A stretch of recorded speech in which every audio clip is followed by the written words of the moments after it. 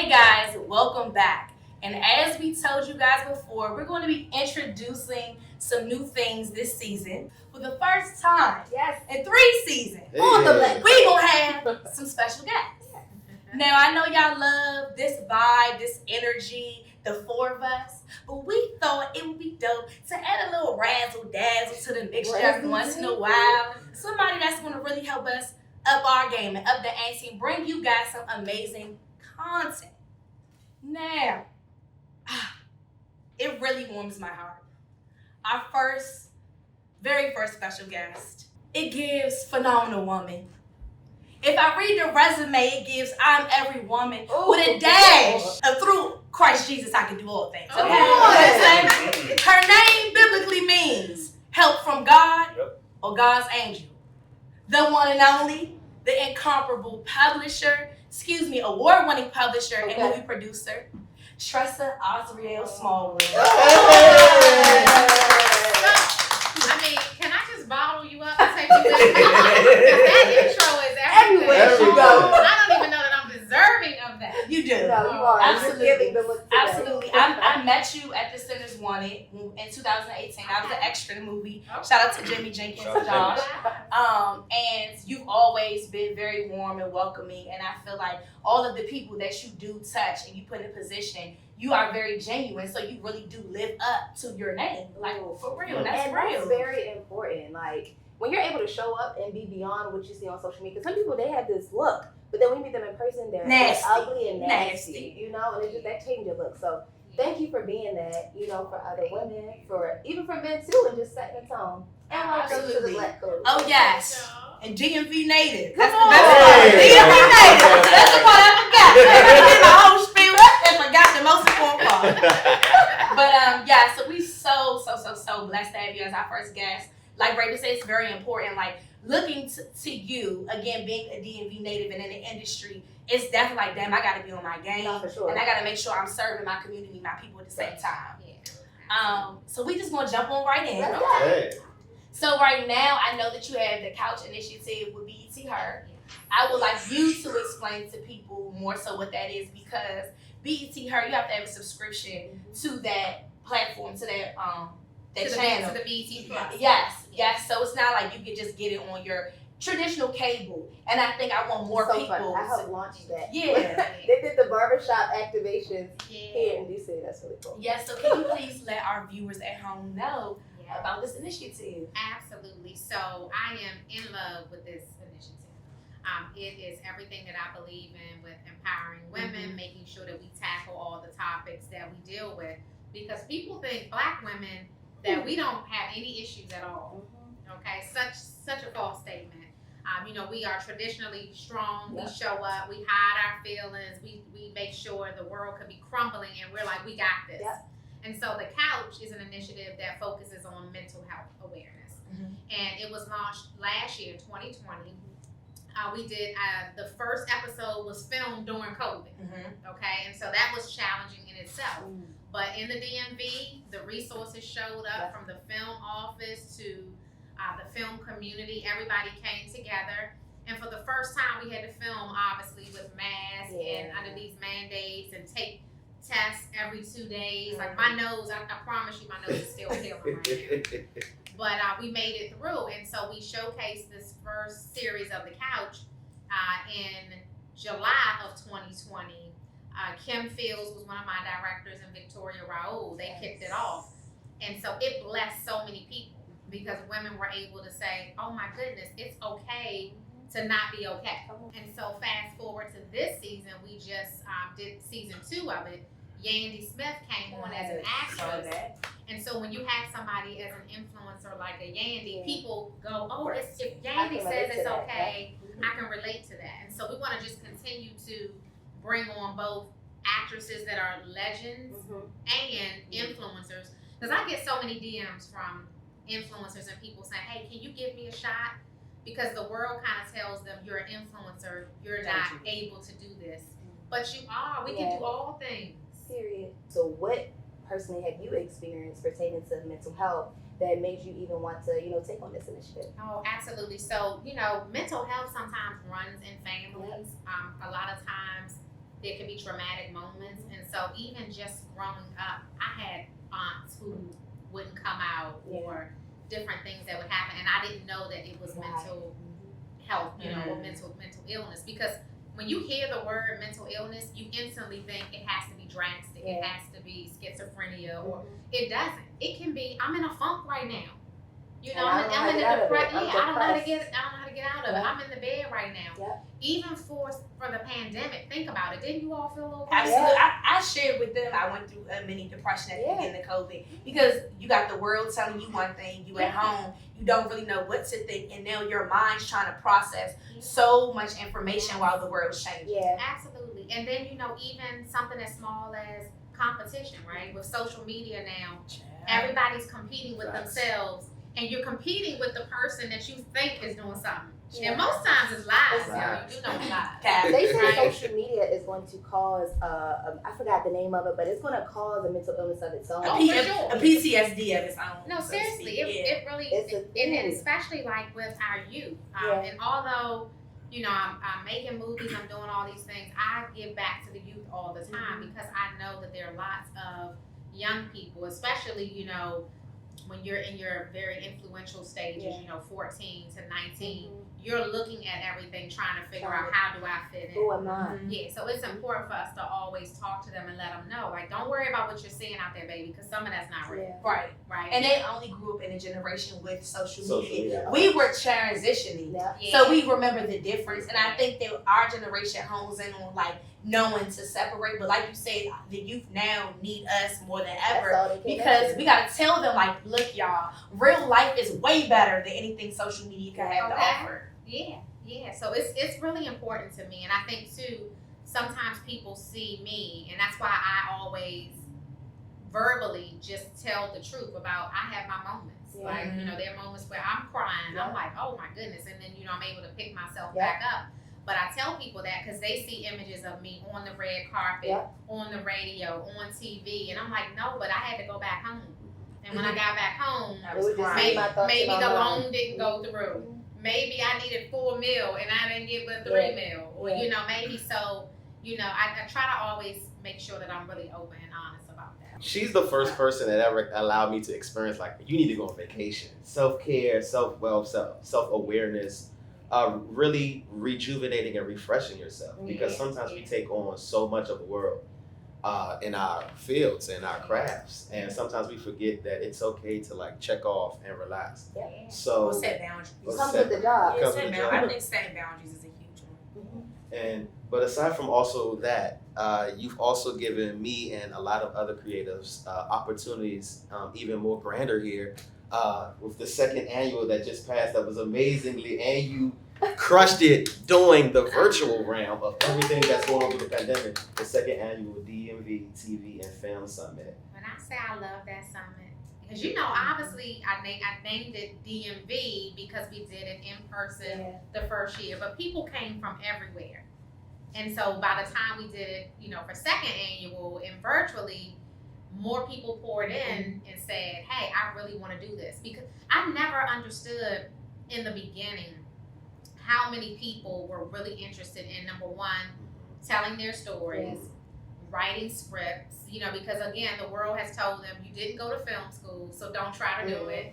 You can't be a director, you can't be a producer. And I'm like, they lying. They lying once again. So that's why I really wanted to create a platform to let people know that you can write a script, you can, be in a movie, you can produce a movie, you can do all those things.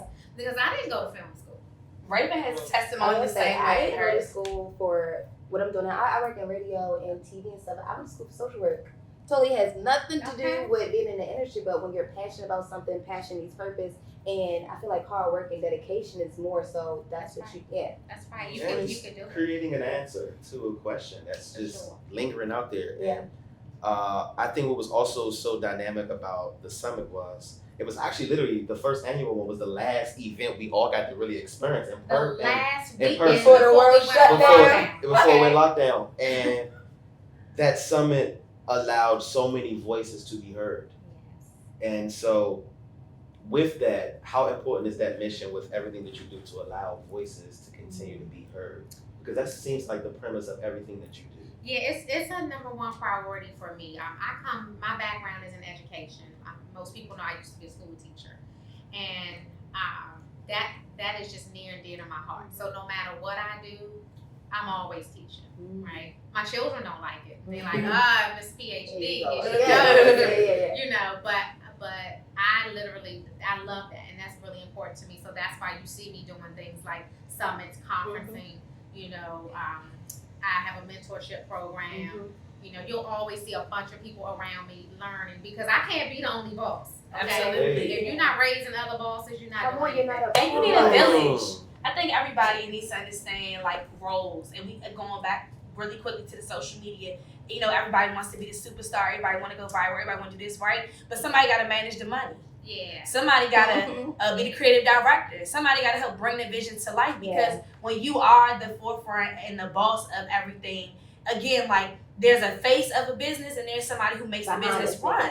But they're both equally as important. And I want us to send that message to the youth that it doesn't matter what people see on social media. Again, winning in real life and adding to an empire and an infrastructure and a common goal means more than what you see on social media. Yeah, it means a lot. Because everybody wants to be in front of the camera for some reason. And I mean, listen, here's the real reality, and most people know this, but if you don't know it, you need to tap into this. The real money is always made behind the scenes. Okay? Because you control it. It's the person. Even down to the writers with the artists, the ones who actually writing these, even in movies, the directors, the script writers, the money is definitely in the production. You hear about Courtney Kemp and you hear about Sean Rhimes getting these big deals with Netflix, and again, that's the creative. That's the creator. That's they're not trying to be in front of the camera. The people who typically show off in life are typically the people who make the least amount of money in life. Well, I have a question. The ones that got to put on what made you want to get into movie production? So it was kind of a natural progression for me because when I left teaching, I wrote a book. I wrote a book because I was on bed rest and not because that was like a dream or anything, but I'm just a go-getter and I refused to lay in the bed and do nothing, right? So I wrote this book on bed rest. That was back in 2001. And so the doctor told me 6 months bed rest. Wrote the book while during that 6 month period. Got off bed rest, had my daughter Bailey, who is now 19, so that tells you how long ago that was, right? And so this book turned into a bestseller. And I didn't know that was what was going to happen. So I never went back to work, started my book publishing company, and it just became just crazy successful, bottom line. And so by 2014, a lot of companies were coming to me saying, you have all of these books. We want to take them, buy the rights. That's the key word. They wanted to buy the rights and turn them into movies. And so I was like, no, if I could build a book catalog, now I have over 160 plus books in my catalog. Wow. That you wrote? I only wrote 7 of them, but I published other authors. Wow. Life changing. Yes. Listen, can you go? I just follow you up and take you with me. She said, yeah, life changing. You know it all. Yes. So, you know, for me, I was like, I have 2 choices. I can either sit here and not capitalize off of the moment, or I can learn to produce films. Okay. You know, I had all the naysayers telling me you Learn. can't. Learn. They kept saying you can't do that. You've not been to film school. You don't know how to do that. And I was like, all right, I'm gonna have to just show them. We've now done 16 movies. Hey. Congratulations. We've done 9 with the BET Her brand for the couch, and we've done 7 feature films. Wow. Just being a woman and having these ideas and these visions, like sometimes they just stay in our head. So to actually get them out and see how your work has manifested and impacting other people and creating job opportunities for these people and allow other people to then have, you know, their dreams come to life. That's the part that I love, though. Yes. But I think the bigger part is that it didn't happen overnight. You said you started in 2001. Come on. And we're now in 2021. We live in a generation where people like the vibe and this and that. And so I think it's super, super, super, super important to let people know like timing is imperative and your season will come. Because you started off a whim of being on bed rest. And God turned that moment into your life. A lifestyle. And didn't even know. A lifestyle. You know, I had no idea. You had no idea. So I think the timing aspect and knowing that you was building brick by brick by brick by brick by brick and then now you're here. I do have a question. So regarding like people who may be into like writing, like I have a mom. Hey mom, shout out to mom. So she has this book that she has written, and she's been working on this for some years. She's like, Ray, this book is going to turn into a movie. This book is going to turn into a movie. So for people who are like my mom and a lot of other writers, what is that step, or what does that process look like of taking a book, pitching it, and actually like turning it into a film? Yeah, so there are probably about 4 different routes you can take if you actually have either a book that you want to turn into a movie, or you have a script, or maybe you just have an idea in your head, right? Everybody can take a different route. If you say, hey, I'm not a risk taker, I'm not interested in doing all this learning that you're talking about, I just really want to get it done, then it might be pitching to a network. And then the network would take it, they'll contact somebody like me, and then take it from there. For me, I knew that I possessed the business skills where I said, I'm going to learn this and I'm going to do it myself from the ground up, right? And so to that person, you just got to get, contact me, get into my program. We teach people from the very beginning how you take the script, you start figuring out where's your money coming from, who are we hiring to, direct, who are we hiring, for casting calls, all of that. And we produce it from ground up. So every movie that I do it from ground up. But you don't have to do that. For some people, you can take a different route and you can contact somebody. That brought me to my next question. How important or not important is money when it comes to starting your dreams? Because I think a lot of people are not afforded the same resources in the beginning. Because obviously from your testimony and others that I know, the money does come. But if you are stuck between being this brilliant person and you have the talent, and you might be sitting on a brilliant story, but again, society tells us you ain't got no money, you can't do nothing. So how important is or isn't money when it comes to starting from the ground up? I love that. I just did a live about that, and I think I titled it "Money Don't Matter." Hey. Because the reality is, if you wait until you get the right money, you're never gonna do it, right? So there are times when I am planning right now. I'm planning for a $4 million movie, and I promise y'all, I'm gonna give you the honest to God truth. I don't have $4 million right now, but you know you want to do it. but I know I'm getting it. I know I'm getting it. As a matter of fact, do y'all have any money right now? Okay, I got $100. I'm getting cash for extra. Listen, my people know I ask people for money everywhere I go. Okay, but I'm not gonna want to let that figure stop me because I don't have it yet. I'm planning for it. I'm getting ready to host a casting call for it. I'm moving forward. I've always done that, and the Lord has never failed me yet. I think when you move in your purpose, God aligns you to the things that you need. Because obedience is better than sacrifice. Ain't she preaching today? Because it's like people think like, if I sacrifice, if I don't go out, I'm not gonna go out for a month. I'm not gonna do that. I'm gonna sacrifice these things, right? But God is like, I didn't even ask you to do that. I didn't even tell you to do that. Hello, knock, knock. It's like if I've given you this birth, He just wants us to really trust Him and step out on faith and be obedient. And then He brings us the people and things that we need along the way.